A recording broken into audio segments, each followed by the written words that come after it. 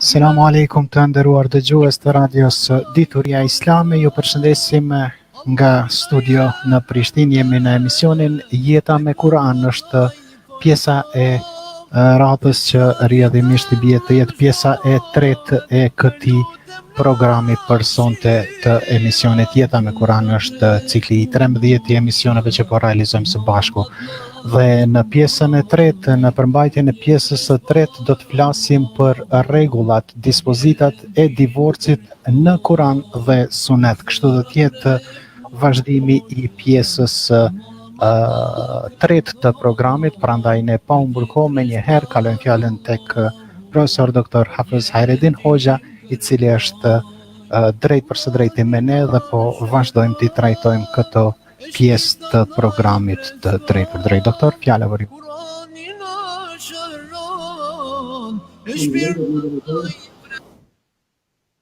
Selamun alaikum rahmetullah. Shikues të nderuar, kudo që jeni, mirë se vini përsëri në emisionin tonë Jeta me Kur'an. Në pjesën e tretë, të detalet, dispozitat e divorcit në Kur'an dhe Sunet, po statistikat e divorcit, po definicioni i divorcit, kush e ka në dorë divorcin, shprehjet e tij, llojet e tij, dhe disa probleme tjera që do të thotë shariati islam, sistemi islam i ka para pa për të mirën e gruas.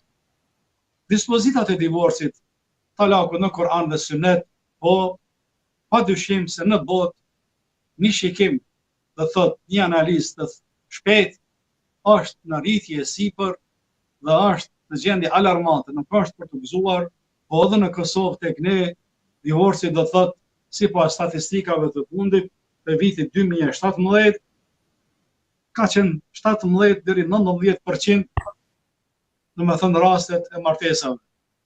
Këta janë do thotë disa statistika që i kanë përmendur disa avokat që janë marrë me të drejtat e grave, ligjore, legale dhe janë përmend, ndërsa statistikat më të reja po akoma na u desht me hulumtue dhe do thotë nuk patëm rast të hasim ashtu diçka të prerë.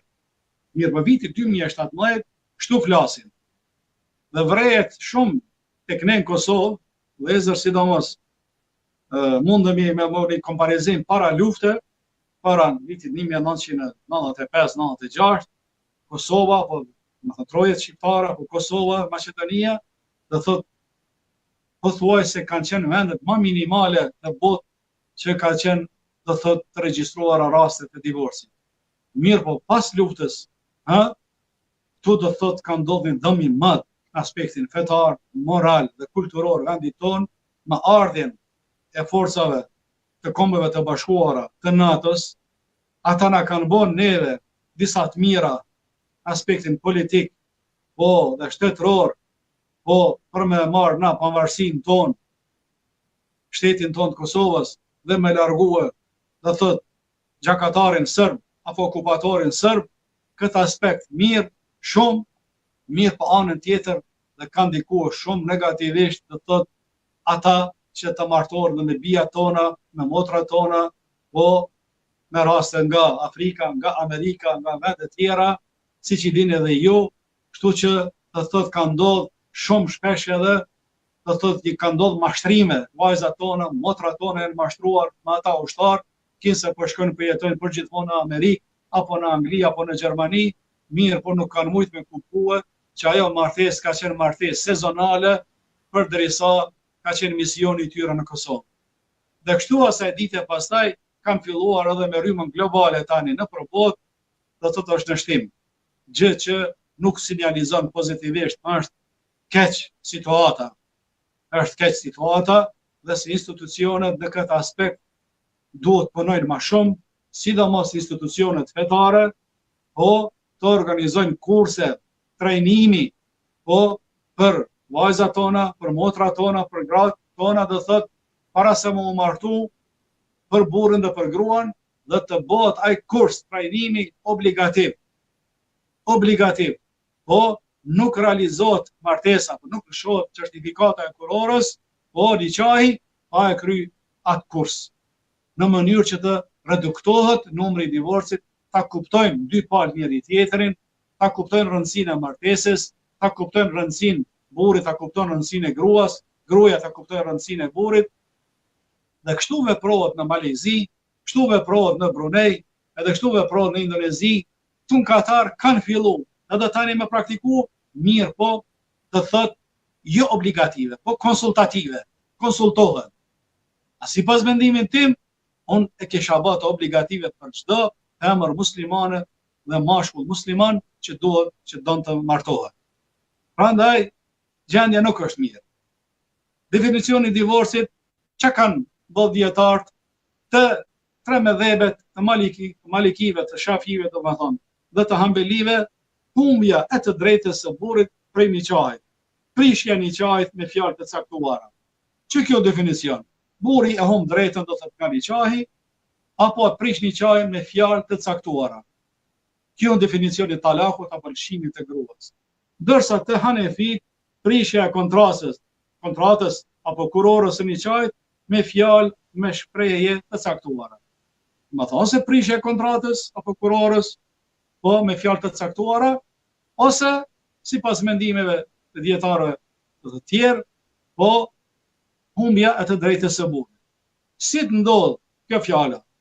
Po talaku e përmend burrin gojë, po atër i humbin të gjitha të drejtat legale fetare. Mirë po, dispozitat e divorcit tani, janë disa raste i kemi. Në rastin e parë, kemi dietar dhe kemi mendime dhe thotë që është divorci i ndaluar pa arsye, nuk lejohet. Sidomos me dhëbin Hanefi dhe Hambeli, domethënë Hanefi që ka jemi në Kosovë, projet shqiptare në Turqi, shumë e kanë shtrënguar dietar dhe thotë nuk e kanë lejuar as se si me ndodh talaku, domethënë divorci, pse shkaku i vlerës së martesës, vlerës së familjes, dhe thotë e kanë ndaluar. Shumë e kanë shtrënguar, shumë, sa që ka ardhur deri te el-hadr, el-mana'. Po. Do të thotë pa arsye nuk lejohet. Për një cikrim të vogël, po, nuk lejohet. Për një mosmarrveshje të vogël nuk lejohet. Sikur se kemi pas edhe rastin në Medinë, gjykatësin suprem të Medinës e kemi pas fqi, do të kojshi afër ku banonin, aty kohën kur isha profesor në Medinë, dhe po më tregon një rast, po thotë gjykat erdhën një djalë i ri, po me një vajzë të re, po lypin divorc. Kur i pyeta ata, gjykatësi i morën në pyetje, po për çka? Vallahi po thotë, nuse jam gruaja jam, nuk po din, do thotë për çdo ditë, po porosit alo ushqim nga McDonald's-i, nga KFC-ja, për çdo ditë nuk po din, do thotë një ide me thyje dhe me fërgu, me bogatin, një mëngjes nuk po din me përgatit. E këtë grona mos vuj me që jetë. Kjo është ankesa e burrit. Rregull, bjerë tani gruan ta shohim. Çka është ankesa e gruas? Ankesa e gruas, po tha burri tha, edhe ai gjithë ditën në telefon, edhe ai një ditë patëm rast me ndrum atë si thën bocën e plinit, ose gazi në shtëpi, nuk ishte në gjendje se si me hekat zorën nga gazi dhe me shku me ndruat, patëm dëshirë diçka me vonë, na me punuam, me telefone, me orë të tëra, edhe ky burr do thotë qyqan, nuk po muj me jetu, atër gjykatësi, me cilin ka qenë edhe vllau i Imam Sudesit, më thënë vllau i Imam Sudesit në Mekë, lexuesit të madh të Kuranit, imamit të njohur, po tha, 3 muaj ata i dajta, po, dhe 3 muaj ata obligun me ushtrua ta profesionet shtëpiake, shtëpis, anvisjes, gjellëbërjes e tjera, si burri, si gruaja, pas 3 muaj, pastaj kur erdhen, të gjithë filluan dhe thotë me respektua dhe me aputh kokën dhe thotë e ka diu gjykatësit, faleminderit Allah është problem që s'na ki dajt neve, s'na ki prish, se për pak kesh duke humb gruan, aja të dhe thotë për pak isha duke humb burrin. Për dhe thotë mos trajnim. Prandaj, nuk shohat për gjithë shka. Duhet kadia shumë me qenë gjykatësi i aftë dhe me qenë, dhe me thonë me diapazon shumë të me analizu çështjen, me qenë i mpreht, me kuptua se çka është gjendja e tyre dhe mos me pranu për njerë me shkatru apo do me thonë me lëshua vendimin e shkurorzimit. Rasti i dytë, kur është i domosdoshëm, në rastet e pamundësisë së jetës bashkëshortore, shihni, po ajo nuk është e besueshme, pruna zot, gruaja nuk është e besueshme, po nuk është e moralshme në asnjë mënyrë, nuk i përmbush kërkesat e burrit, po natyrshme çka kërkon një burr, bëhet shkaktare që burri me shku në haram në zina, atëherë në këtë rast çka është? Kjo do thotë ajo është shumë e pabesueshme, shumë do thotë jo e rahatune, shumë jo e moralshme, po nuk i përmbush kërkesat e burrit me shtrat, burri shkon në haram, atëherë në këtë rast çka është? Rasti këtij çifti martesor, to është do thotë vajib, është e domosdoshme të shkatrohen këta dy palë dhe mos të vazhdoj kështu jeta më me haram. Po, se nuk ka për shpresë që ajo do të përmirësohet. Nuk ka shpresë që ajo do të përmirësohet.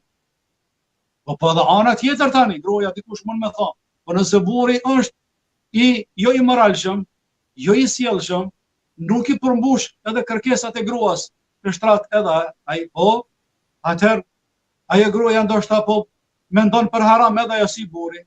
Atëherë edhe për këtë ty Allahu ta ka dhënë të drejtën, po nëse nuk është e mundur ajo do thotë çka ke ndruar, nuk e ke gjetë në jetën martësore, atëherë ke të drejtë me shkuti oj grua muslimane, oj motër muslimane, më kërkua do thotë shkurorzim, do thotë nga ana jote.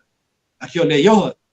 Si ka qenë rasti i atij asaj gruaje që ka ardhur te pejgamberi alayhis salam, ja Rasulullah, po unë po du më dajt për këtij burrit. Pse? Nuk pja uroj fejen, nuk pja uroj, do thotë, nuk pja uroj fejen, nuk pja uroj diçka tjetër, mirë po, nuk po du me ndru fejen teme më. Ajo dyqysh u ngushtua, nuk po du, unë do thotë, mu kthy edhe njerë, mu bo jo muslimane. Do më thonë me lë islamin e me shku në fejen e moqme. Aman, lirom nga i burr. Atëherë pejgamberi alayhis salam i tha, a pja kthen atij burrit atë fushën, apo atë arën që ata ka dhënë kur ka martu, ka thënë, po ja kthej. Edhe ajo, e ka kthyer atë copë arë që e ka marrë nga burri, kur o martuar, si dëmsh problem për burrin, dhe kështu që dy palë jenë rahatu. Prandaj këtu nuk ka zullum asnjënës palë. Ky është rasti i dytë i domosdoshëm. Rasti i parë haram nuk lejohet për çdo gjë, i dyti lejohet kur ajo, çka thash ka i përmendën këto rastet, është pabesueshme, jo moralshme, apo ai është i pabesueshëm, jo i moralshëm, tjera. Rasti i tretë, po thotë, lejohet, është mubah, i thënë gjuhën arabe, po i lejuar kur vendosin dy palët që kanë marrë iniciativë për pajtim, se jeta e tyre nuk ka mundësi me vazhdua, po kur ndodhin problemet martësore, sipas Kuranit, kur burri dhe gruaja nuk mundën më marrë vesh, atëherë ndërhyjnë edhe familja për mirësim, për pajtim. Po kur edhe familja do thotë dështon dhe mbyllen gjitha dyert para familjes, në këtë rast, atëherë sipas rekomandimeve të dy palëve, atëherë tu do thotë është e lejuar, do thotë për mudajt. Pse? Sepse gruaja për shembull është e shtirë, jo e sjellshme, e përdor dhunën, atëherë në këtë rast, do thotë kemi asë raste, kemi lexuar, ka raporte shumë, është shumë e dhunshme, po kemi asë raste të troje qipare, që besa bes, bili edhe gruaja, i sjell flakaresh burrit, e rreh burrin, po edhe në botën arabe ka që kështu, çdo kur. Me gjipt mos flasin mo, po edhe në Arabi këtu çka s'ka, e me këtë rast atëherë ndërhyn familja me rregulluar, mirë po nëse nuk rregullohet çështja, atëherë çka bëhet? Atëherë dy palët edhe këtu ndahen. Ky është rasti i tretë. Rasti i katërt preferohet. Kur preferohet divorci, nëse ajo është në nivel, nuk është në nivel, nëse ajo nuk është në nivel të duhur fetar, nuk falet, nuk agjeron, po nuk mlohet, fjala vjen del tepër e shpeshur, po ndikon negativisht në sjelljen dhe moralin e fëmijëve, do thonë, baba po mundohet, i ka mjellzuar, vjen nona, tjetër ka, atëherë këtu do thotë kjo jetesë e tash viktim do të bëhen fëmija, ajo po ndikon negativisht, burri pozitivisht, e fëmija ka me shku, e në këtë rast preferohet, me ndubu një lehi, preferohet, mu dajt, të më thëmë nëse nuk përmirësohet, nëse nuk ka shpresë hiq, e këta janë raste shumë të rënda, dhe më thonë, me pas kështu, sidomos disa raste, ata që janë në Gjermani, në Zvicër, në Angli, që janë martu me krishtere, po aty do të thotë është rast shumë sensitiv, se si do dalin fëmijët, se si do të edukohen fëmijët, ka do t'ja marrin fëmijët në aspektin fetar, kon do ta respektojnë babën e nanën, janë shumë domethënë konsekwenca dhe domethënë pasojat shumëta nga këto raste ku ndryshon feja mes dy palëve. Prandaj këto ishin dispozitat, 4 dispozitat më të njohura që i përmendin dietar.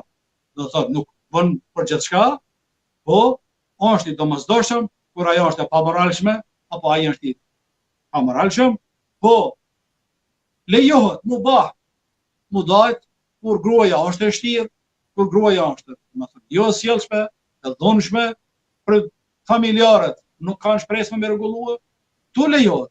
Por nëse burri don me duru çështë gruan, edhe handajak, edhe e duron e don, kema soraze, çka me bë? Ham flakaresha për çdo ditë, po falni, po mëngjesën mbrëmje, po edhe e don. Allahu akbar, erishmerilla, ne ta vazhdojmë jetën që kështu, s'kem çka mi bë, e ka pëlqyje vet, e ka ujtës vet, me thonë, atëherë është puna atyre. Edhe në fund, nëse burri tutet për interesa, do me thonë, për fëmijët e tyre, e ti, atëherë, tu do thotë, ai vendos vet. Pas këtyre rregullave, kush e ekzekuton atë, kush e ka në dorë, kush jep vizë për divorcin, për çimin, për talakun, po, tu do thotë, burri, kur është në moshën madhore, po, moshën madhore, dhe jo i mitur, se kanë njerë të në traditët tona, ma herët, e këni kanë feju thmit, kanë njerë, dhe të kënë djep, është ta kini ndëgjua, po, e kanë prit pas taj më vonë dhe i sa e në martua, e po, aty sa është të moshën, të më thonë, pa pjekuris nuk lejohet, nuk mirët parasysh, pëshimi apo martesë, se s'ka ndodhë aty asgjëte. Ajo nuk vjen shprehje. U burri, në moshën madhore, ajo ka ndorë, do thot, çështjen e divorcit. Është me vetdije të plot, shihni, dhe me qëllim, me niyet. Është me vetdije të plot çka po bën, dhe e ka qëllimin jo në gjumë, jo në presion, po pjesa dërmuesve dietarëve, një grup i vogël dietarëve Hanefi ka thënë më kon presion realizohet. Mirë, po shumica, dhe kjo është inshallah mendimi më i vërtet, më konën presion, po nuk pranohet divorci, jo i dehur, sipas mendimit tjetër të dietarëve, jo i dehur, po se ka një mendim, ai çka dehet, mpihet, po pas alkoolit, nëse e lëshon gruan i mpit, aton duhet me dënu, edhe me ekzekutu divorcin. Si dënim.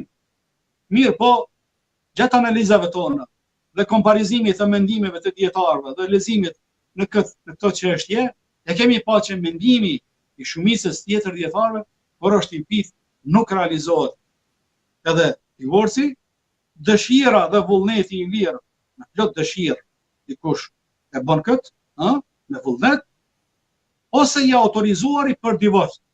Sikur se i autorizuari për martesë që kemi përmend më herët në institucionin martesor, po para kësaj ligjërate apo para këtij misioni, agja, po zyrtari, domethënë, apo dikush tjetër është i autorizuar zyrtarisht, ajo ka në dorë divorc. Prandaj, edhe një rezume, divorcin e ka në dorë burri. Burri moshë madhore dhe i pjekur, por është me vetdije të plot dhe me qëllim, jo në gjumë, jo në presion, jo ide orimpit, me plot dëshirë dhe vullnet, ai ekzekuton, dhe me thonë, ai ka të drejt me lëshu gruan. Ati i pranohen, dhe me thonë, fjallë, ai ka të drejt ligjore fetare, dhe me thonë, për me lëshu gruan. Ose i autorizuari për divorc, kanë ai autorizon me shkrim, po të noteri, atëherë edhe në këtë rast divorci ekzekutohet.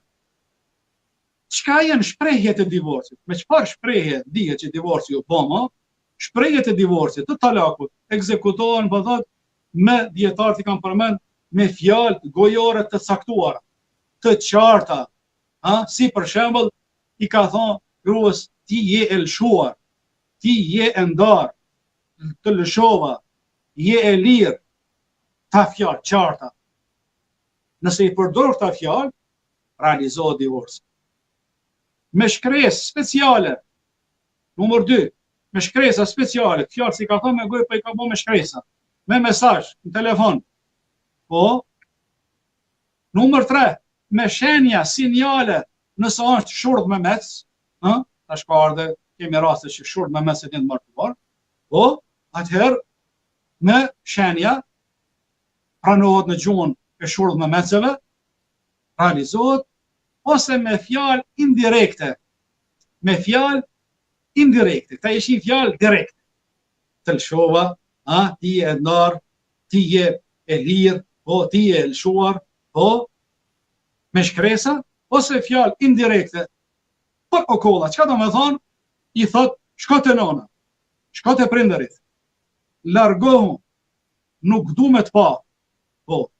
Në këtë raste, fjalë indirekte, jo të qarta, dietarët islam, edhe me zebit Hanefi, shkojnë e pyesin burrin çfarë niyeti ke pas. Nuk realizohet divorci në këtë rast, kështu, sepse ka qenë indirekt. Ndërsa sheriati për lyp direkt, që me dalë prej dyshimit. A nëse përmende fjalë indirekte, merret në pyetje. Çka ki pas për qëllim kur ki thon shko te nona, shko te baba, shko te prindërit, hup s'du me të pa, çfarë qëllimi ke pas? Nëse thot vëllai kum pas qëllim me lëshu, mu dajt, po, me liru krejt, që të nga shpirti, atëherë, vjen divorci, realizohet. Nëse thot, jo, vëllai jam ko i dhnushëm, nuk kum pas çato momente dëshirë me e pa para syve, po, s'ko mujt me duru, atëherë, mirët kjo. Dhe thot, na si, nëse jem gjukac, dhe më thot, çka dojna me pranua këtë çështje, na nuk bën me qenë shumë të gëzushëm, apo me prit lajmet mira, na erë një lajmë i mirë, dikush e ka lëshu gruan. Ne duhet me mundu me mshjel dyrë të divorcit çdo aspekt. Duhet me mundu bre dyrë të keqes me mbyll çdo aspekt. Mos mi dhon koment shans as pak vezveseve, dyshimeve apo diçka tjetër. Deri maksimum na duhet me mshjel dyrë. Ndoshta ke pas për qëllim çështu, se kemi rastin e pejgamberit alayhis salam, kur do vim ndoshta te dispozitat e tjera të sheriatit, o kur dikush e bën një krim moral, thot kum po zina, dhe shkon te kadia, thot hajde mua po ekzekuto, se jemi martuar, edhe kum po zina, po e tash e dua dënimin këtë dynja, nëse është shteti islam. Çka dënimi atij? Me ekzekutua me gjujt me kurri, po deri vdekje. Këto momente kadia duhet me vepru si pejgamberi alayhis salam. Dhe mi thati, jo bre se s'ki bon dashta. Dashta ty po duke që ashtu. Dashta pak andej këndej kini ndru fjalë. Dashta ki bo që ashtu edhe ik, largohet. Si që shu largu pejgamberi alayhis salam nga rasti i sahabiut Maiz dhe Ghamidije. Dytë martun, po dytë kanë bo, do thot, amoralitet, pastaj pendimi i madh, frika e madhe e Zotit, të dytë kanë shku te pejgamberi alayhis salam më kërku, do të thon ekzekutimin me ligj më dënua, pejgamberi çfarë ka thënë Maizit kur i ka ardhur? Po i ka thënë këta fjalë. Ndoshta pak keni lut, ndoshta nuk keni bë do thot zina, ndoshta diçka tjetër pak mes vetes se nuk po do tani mi përmend këto fjalë këtu për shkak të nderit, respektit publikut, po edhe u largoi ke pejgamberi alayhis salam. U largoi ke ndërsa Maizi, sahabiu, jo ja Rasulullah, kum bo kështu, kum bo moralitet, kum bo zina, nuk ka aty kur gjë, e dua dënimin, atëherë eru shumërillah, kur ka pa pejgamberi alayhis salam kështu, i ka thonë, po shërtorit të tij Unesit, po shko dhe thirrri sahabët të ta ekzekutojnë Maizin, po dhe kështu është ekzekutuar. Këto ishin shprehjet e divorcit. A llojet e divorcit tani, çfarë janë llojet e divorcit? Llojet e divorcit po thotë mund të jenë me synet, me traditën profetike, me të preferuara, po mund të jenë bidat jo në traditën profetike dhe jo të pranuara. E çfarë është divorci synet? Si lejohet, domethënë, si bëhet divorci synet? Shihni pra, e lëshon gruan një herë, jo 3 herë apo 5 herë apo 10 herë, një herë e lëshon gruan, kur ajo është e pastër. Dhe nuk ka pas marrëdhënie bashkëshortore, nuk ka pas marrëdhënie intime me gruan e tij në atë kohë. Nuk është atë zanë, po e kalon idetin, periudhën kohore dhe burri nuk e rikthen, Domethënë, ajo çatë kësaj kohë, po kur është pastër, po nuk ka pas burri marrëdhënie hiç, atër e ka lëshua, kjo është do thotë sunet çështu me lëshua. E kalon i detin periudhën ku orë dhe burri nuk e rikthen, në këtë mënyrë ajo është e lëshuar vetëm një herë. Domethënë, kur burri e lëshon gruan, kur ajo është e pastër, po nuk ka pas marrëdhënie me ato fare, po dhe ajo pret tani një muj ditë derisa t'i vijë menstruacione tjera, po dhe të pastrohet, atëherë nëse burri nuk e kthen para ardhjes së menstruacioneve tjera, po atëherë ajo lëshohet një herë.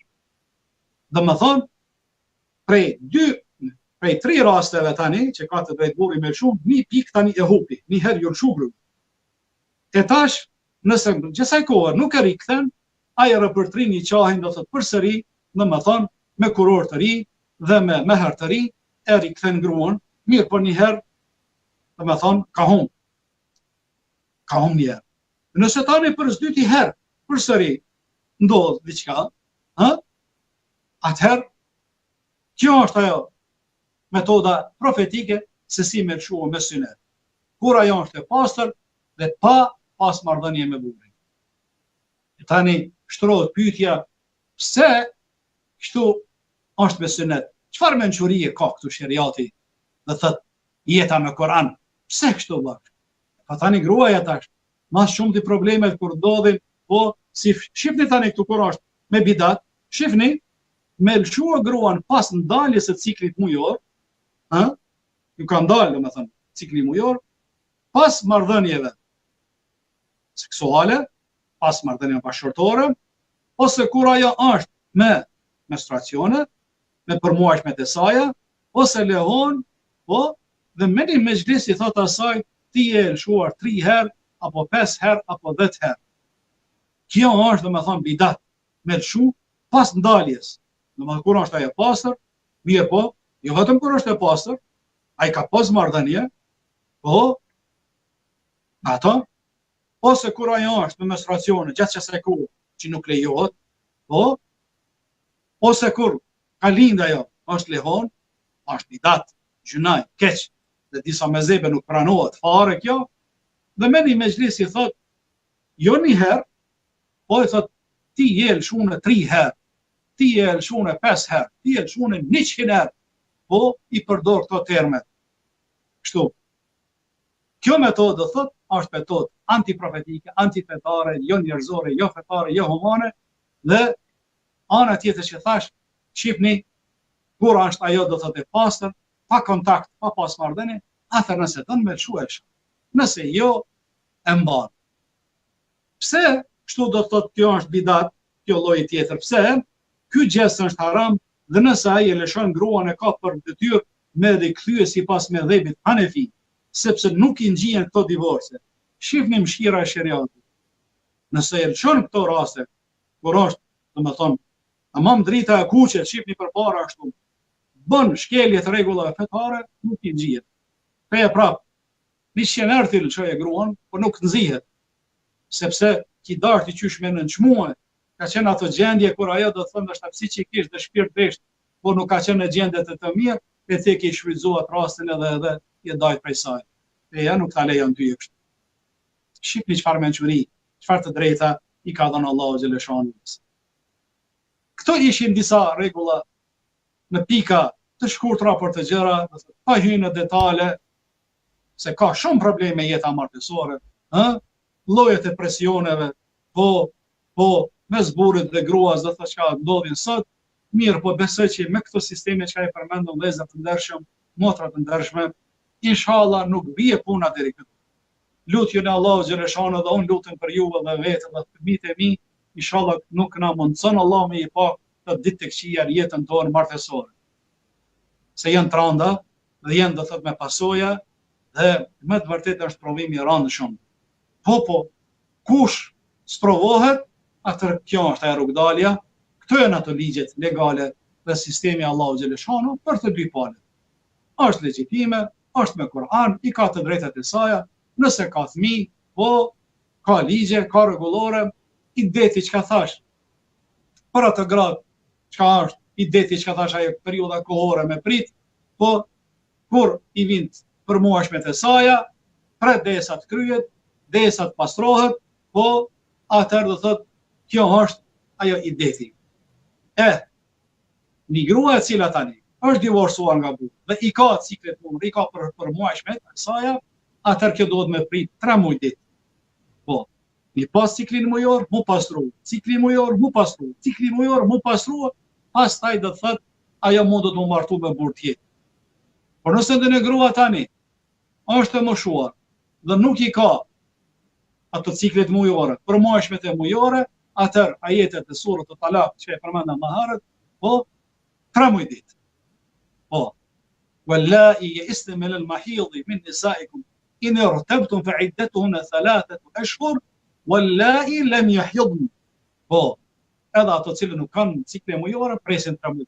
Ato të cilët kanë ciklet mujore, po 3 muaj ditë, edhe ato presin, po do të thotë apo 3 pastrime ose 3 menstruacione. Këtu do të thotë varet sipas disa dietarëve, wal mutallaqatu yatarabbasna bi anfusihinna 3 quru.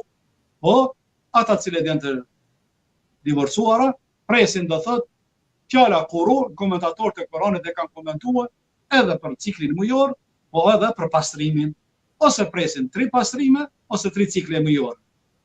Do të cila vjen atëra të tjera për më martu. Nëse gruas i ka vdek burri, ajo është e re, do më martua, i deti, periudha kohore është do thotë 4 muaj edhe ditë. Po, walladhina yatawaffawna minkum wa yadharuna azwajan wasiyatan li azwajihim 4 ashhurin wa 10. والذين يتوفون منكم ويذرون أزواجا يتربصن بأنفسهن 4 أشهر و10. 4 muaj edhe ditë.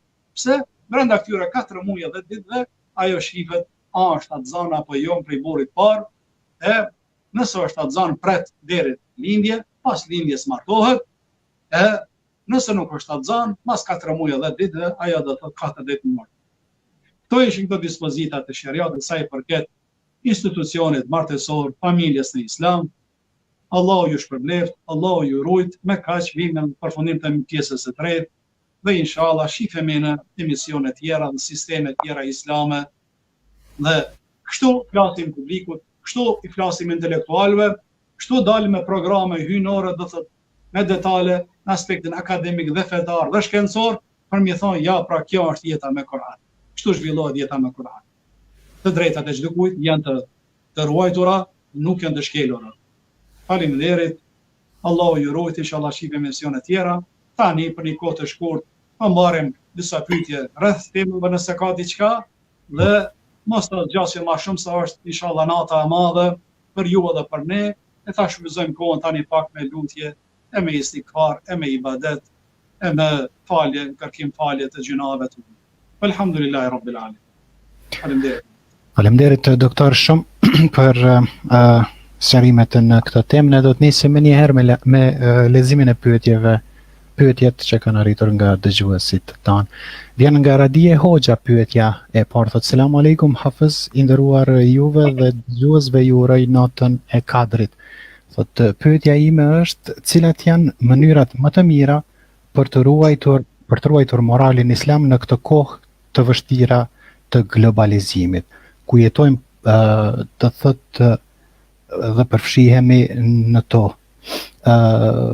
Është si pyetje e ardhur pra nga Radie Hoxha, ndërsa e vazhdon si nën pyetje, jemi thotë dëshmitar që janë rënuar thotë dukshëm vlerat njerëzore.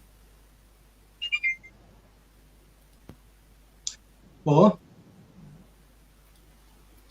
kjo ishte pyetja, doktor.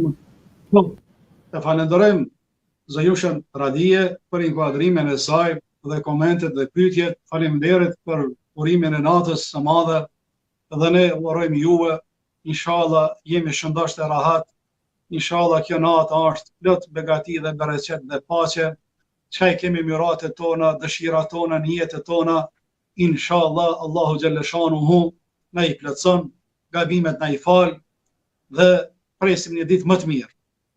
Sa e përket pyetjes, se si me rujt moralin në këtë kohë të globalizimit, shumë pyetje me dhenë. Wallahi, billahi, beso me motër radije, shikusë ndershëm, po fajin numër një herë e alo në këtë çështje sa i përket muslimanëve dhe kreut të muslimanëve. Apo me fjalë tjera institucioneve tona fetare që në këtë rast nuk po bëjnë atë çka duhet. Nuk po bëjnë atë çka kërkohet, do thot për mi angazhuar, do thot të rinjt dhe të rejat me angazhime të ndryshme, me aktivitete të ndryshme, kreativitete, do thot për mi zbulue ato skillsat e tyre, ato aftësitë e tyre profesional, çka i kanë nëpërmjet trajnimeve, seminareve, po punimeve të ndryshme, anglisht i thënë workshops, po me punue, duhet të kurdisim salla, po ndërtesa dhe të bëhen të trajnime, ta shpëtojmë rinin nga vetmia. Ta shpëtojmë rinin të dritë dhe të trejat, do të thot nga ajo vetmisë të cilët tani kanë ngel të vetmuar para telefonave dhe para mediave dhe para armiqve të dinit islam, me fjalë tjera para ujgjve, me filma, e me reklama, e me tematika, do të thot lom, takam tematika të preshta, e si shpëtohen ata, shpëtohen vetëm në këtë mënyrë. Organizime, aktivitete të ndryshme, vullnetare, sociale, familjare, me dalë në natyrë, me pastru rrugët, me mbjell fidane, po me dalë dhe me pastru lumejt, po me tregu çka është pastërtia, çka është do thot modestia, çka është po bujaria mi adhuru dikujt në kafshore buk, ushqim, po mi vizitu familjet skamnor, me hyrë në terren, me dalë në përfshatra, po pastrimin e rrugëve, pastrimin personal, individual, po kanalizimet e rrugëve në përfshatra, të cilët disa fshatra akoma nuk kanë kanalizim dhe pastrim, nuk kanë ujë të pijes, ato do të dalin me autobusa, të dalin me makina, të dalin dhe me thëmë me njerëz të besueshëm, të interesohen për jetima, të interesohen për ato gratë veje të cilët burrat ju kanë vdek, do thotë të zhvillohet një lloj aktiviteti, ekskursioni, ashtu i gjallë, dinamik, kështu ruhet edhe morali. Nëse na vetëmohemi tani, edhe nuk interesohemi për trinjt dhe trejat, dhe ja lëm medjeve, ja lëm do të tjerëve, atëherë presim rezultatet negative. Dokufesti që po bëhet për çdo vjet në Prizren apo në Kosovë, me tematika e me filma do të shfrenuara, e me sinema të hapur në natyrë, në lumin Bistrica, në Kalanën, në Prizren, lloj filmi po prezantohet, asnjë temë e cila nuk u mujt unë me pas intelektual, sa isha para 2 viteve në pushime, qillova dhe një herë më herët kam qilluar, asnjë temë diçka që ndikon pozitivisht në ruajtjen e familjes, në ruajtjen e morali, në ruajtjen e mirëkuptimit, domethënë martesor mes dy çifteve. Po edhe dramat dhe serialet arabe janë berbat, janë bre. Krejt serialet si të Egjiptit, si të këtyre gjirit arab, do të këtu Kuwaitit e Emirateve që ka po dalin, e nga Egjipti, nga Jordani, nga Siria, krejt tematikat po të prishta. Vjedhja, tradhtia, shpionazha, lidhje ilegale, domethënë martesore, tradhtia burrit për gruan, tradhtia gruas ndaj burrit, do thotë nuk po qesin diçka pastër dhe të qëndosh për me shpëtu rinin. E atër, kur është e vajza jeme, po, e vajza jote, djali jem, djali jute, kur ishe këta programe, atër qka bënaj? E vetë jo, automatikisht i kopjon këta. Runa zët. Pra ndaj është obligim i bashkësisë islame, po, bashkësive islame, po të fetare, në Kosovë, në Maqedoni, në Shqipëri, të ngritemi në këmbëre. Ti marim gratë tonë në për xhamia, po tani, apo që jemi bloku tani, po natyrën s'ta kanë blokue, po dalim me apele dhe në këtë mënyrë me programe, me aktivitete, do thot me punë vullnetare, me seminare, me takime, kështu ruhet morali. Edhe të keqes, mediave, ju lutem, mi thon stop filmave, çka janë me tematik prisht, me tematik jo njerëzore, me tematik antifamiljare, antimorale, me dalë protesta, dhe për këso filma nuk kemi nevojë. Po mjaft kemi në rast të shkatrimit familjeve, pa filma e pa këta gjanat. E ju, se përna duon dhe thotë edhe këto sot, këto programet e këto filmet pa cenzurë, pa kontrol. E këto janë disa mesazhe, shumë pika të shkurtra se si ruhet morali ynë për këtë pyetje shumë të rëndësishme që e falenderoj Radien, Allahu e shpërbleft. Amin. Do të vazhdojmë me pyetjen. Po, vazhdojmë një dy pyetje tjera. Moderator, vazhdo.